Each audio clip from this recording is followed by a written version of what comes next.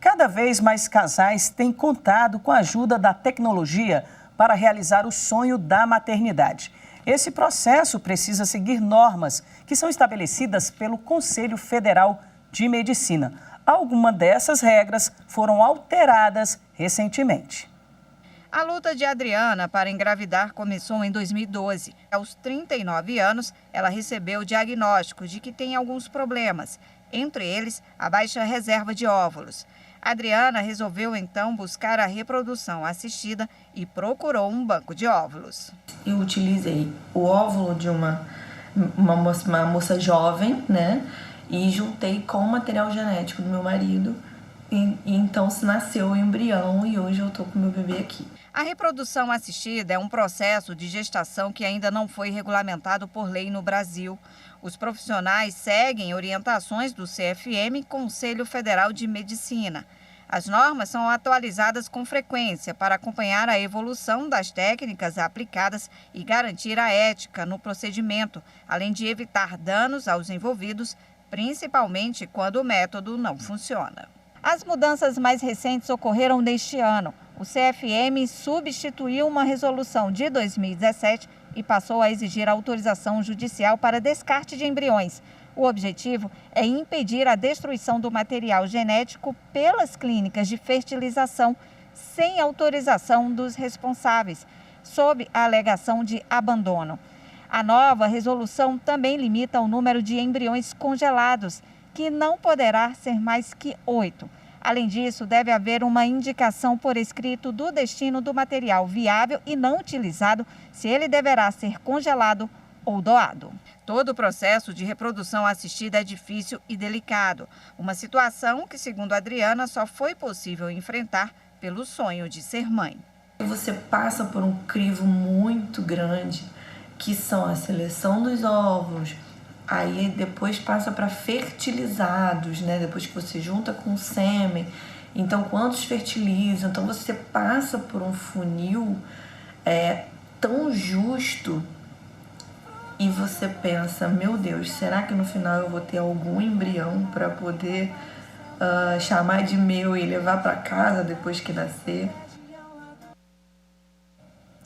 Para detalhar o assunto, eu converso agora com a especialista em biodireito e saúde, doutora Luciana Munhoz, que vai estar aqui com a gente no telão. Boa tarde, doutora, tudo bom? Boa tarde, é um grande prazer retornar aqui à TV Justiça para falar sobre um assunto tão importante quanto a reprodução assistida. Pois é, explica para a gente por que é tão importante regularizar o quanto antes essa atividade. A ausência de norma, principalmente federal, causa insegurança jurídica para todas as pessoas que participam aí da reprodução assistida. Então, tanto os profissionais de saúde como os pacientes, eles precisam dessa normativa para garantir uma segurança jurídica que atualmente a gente não tem devido à ausência dessa legislação. E explica para a gente, por favor, quais são as principais e as mudanças mais importantes que foram implementadas agora pelo Conselho Federal de Medicina. A resolução do Conselho Federal de Medicina é o grande pilar normativo que a gente tem sobre reprodução assistida no país. Então, eles têm uma Câmara Técnica de Reprodução Assistida que vem trazendo aí as normativas e vem atualizando elas.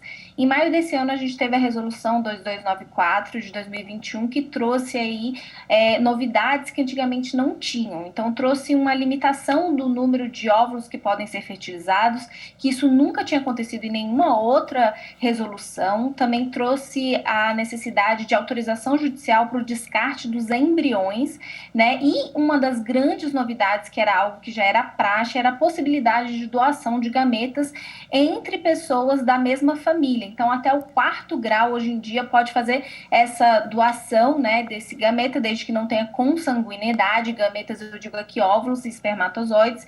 E isso geralmente necessitava de pedido de autorização ali no Conselho Regional de Medicina, né, do estado da pessoa, e hoje em dia a gente já não tem mais essa obrigatoriedade, mas de resto a gente teve uma ampliação também com o nome da possibilidade, então, de que a reprodução assistida aconteça tanto com casais heteronormativos como homoafetivos.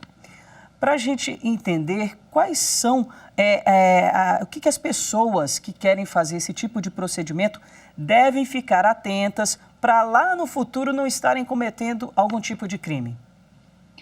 O principal é prestar muita atenção no termo de consentimento livre e esclarecido. É obrigatório o termo de consentimento para que todas as clínicas deem para os seus pacientes, e ali é um contrato em que vai estabelecer todas as possibilidades, tanto atuais como futuras, desses gametas, desses óvulos. Então, se houver o falecimento de alguém e quiser utilizar, por exemplo, futuramente esses gametas, vai estar tudo descrito ali nesse termo de consentimento. Então, tem que prestar muita atenção no termo. Então, a indicação então, é estar sempre com o advogado, né? Para entender o que está no termo, então. O ideal é que as clínicas tenham esse apoio jurídico, né, tanto para os próprios pacientes como para a clínica, porque é nesse termo de consentimento que a gente vai ter ali todas as informações das etapas e de tudo que vai acontecer nesse processo, que é um processo longo de reprodução assistida. Tá, agora explica para a gente por que o tratamento de fertilização feito hoje pelo SUS, ele é tão complexo. A complexidade vem da própria reprodução assistida, né? Dentro da reprodução assistida, a gente tem ali a fertilização in vitro, a inseminação artificial, então é preciso entender que a gente tem vários procedimentos que acontecem dentro da reprodução assistida. E existe uma complexidade que advém do próprio procedimento, de passar por muitas etapas, e a gente precisa lembrar que existem poucos laboratórios dentro do SUS que realizam mesmo a reprodução assistida. Então, aqui no Distrito Federal, por exemplo, a gente tem somente um. E a gente tem muitos casais que precisam, né, desse auxílio para esse tipo de concepção. Então, vem mesmo da ausência de laboratórios e da quantidade de pessoas que podem participar desse processo aí, e aí acaba tendo toda essa complexidade dentro do âmbito público. E como devem ser controlados os bancos de esperma e óvulos? O controle geralmente vem do próprio Conselho Federal de Medicina. Todo laboratório ele tem que estar inscrito dentro do Conselho Federal de Medicina, e ele é fiscalizado por esse órgão, então os conselhos regionais, né, que vão fiscalizar se está tudo correto, se estão acontecendo ali da forma que tem que ocorrer os procedimentos laboratoriais. Então, essa é a grande fiscalização que a gente tem atualmente no Brasil, é pelo próprio Conselho Federal de Medicina. Doutora, muito obrigada pela entrevista, boas festas para a senhora e mais uma vez agradecendo a sua participação aqui no Jornal da Justiça. Até mais. Eu que agradeço. Boa tarde a todos. Boa tarde.